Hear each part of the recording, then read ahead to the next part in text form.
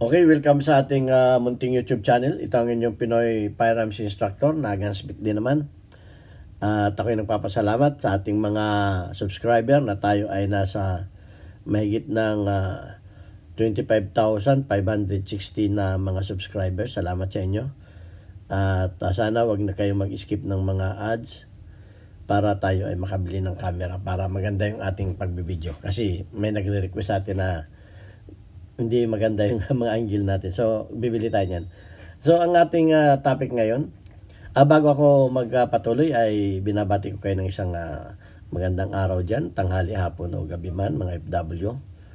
Sa mampanig kayo ng mundo, sana tayo ay walang karamdaman sapagkat tayo ay may sinusuportahang mga pamilya sa Pilipinas. So, ayan, last time nag-upload tayo ng part 1 ng airgun, how it works. So, ngayon naman ay yung part 2. Disclaimer lang sa mga mahilig sa airgun na hindi natin pa pwedeng ipakita yung step by step na paggagawa sapagkat hindi pinapayagan ng YouTube sa community guidelines. May sinusunod tayong community guidelines. So ang ipapaliwanag ko lamang sa inyo ay bakit o paano ang airgun ay nagiging baril o paano pumuputok siya. So yung konsepto lang ang ituturo ko sa inyo at maring sa ibang platform ng social media tayo ay magkakaroon ng pagtuturo niyan ng step by step. Yung ating batch 1 ay ahead na, so maaaring gagawa tayo ng batch 2. So, ito na yung part 2 na kung paano makikita natin kung paano gumagana o paano nagkakamero ng pagputok ang isang airgun. So, panoorin natin yung video at sana subaybayan ninyo itong episode na ito sapagkat ito ay napaka-importante para sa mga baguhan na inspiring na maging gunsmith. So, sana ay magustuhan ninyo. Okay, magandang araw sa inyo guys.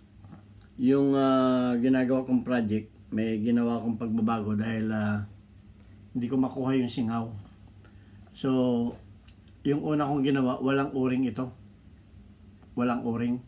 So, may duda ako na dito dumadaan yung pressure. Kasi, dito yung hangin niya yung pressure niya palagi ko dumadaan dito sa labas, hindi sa barbara.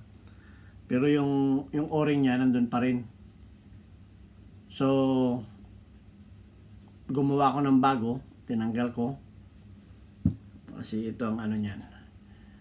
Pagka hindi ko pa rin nakuha singaw nito, papalitan ko itong valve. Ito yung valve set niya So, ganyan talaga ang ganyan talaga nag-iimbento. Pag may bago kang project, kinakailangan gawa mo ng paraan yung mga mahihirap na troubleshooting.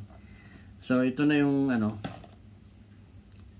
at subukan kong ipapasok at titistingin ko. Papasok ko siya dito.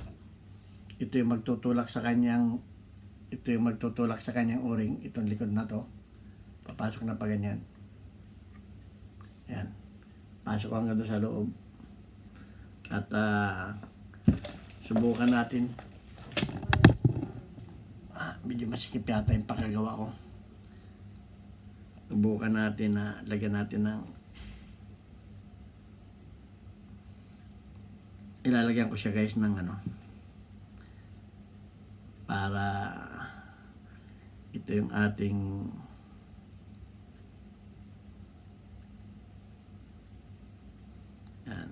ating gasket maker. Medyo masikip, sana pumasok. Nilalagyan ko siya ng gasket maker. Yun, pumasok na. At yun, andun na siya. At ang gagawin na lang natin ay bubutasan natin ito. Ayun siya. At tingnan natin kung may singaw pa. Titistingin natin mamaya. Bubutasan natin ito. Ito yung dinadaanan ng hangin papunta siya sa dilinisan muna natin yung loob. Ayan.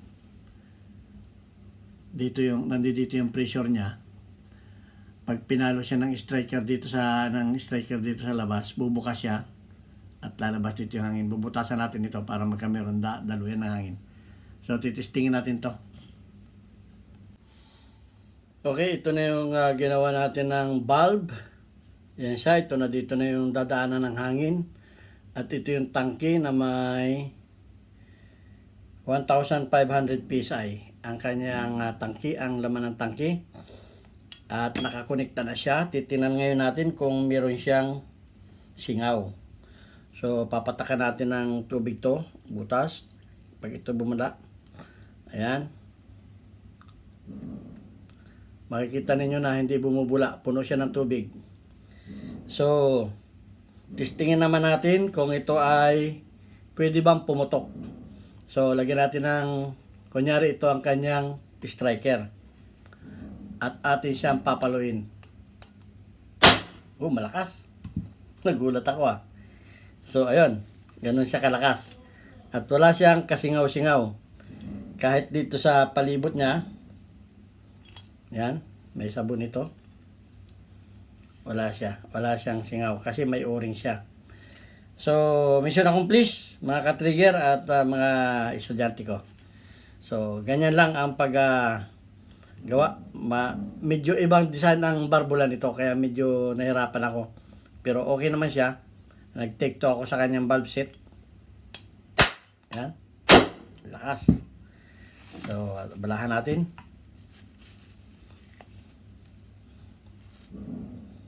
Balahan natin siya dito ng basang papel. Ayan. Oh, malakas. Sabog. So, ito na.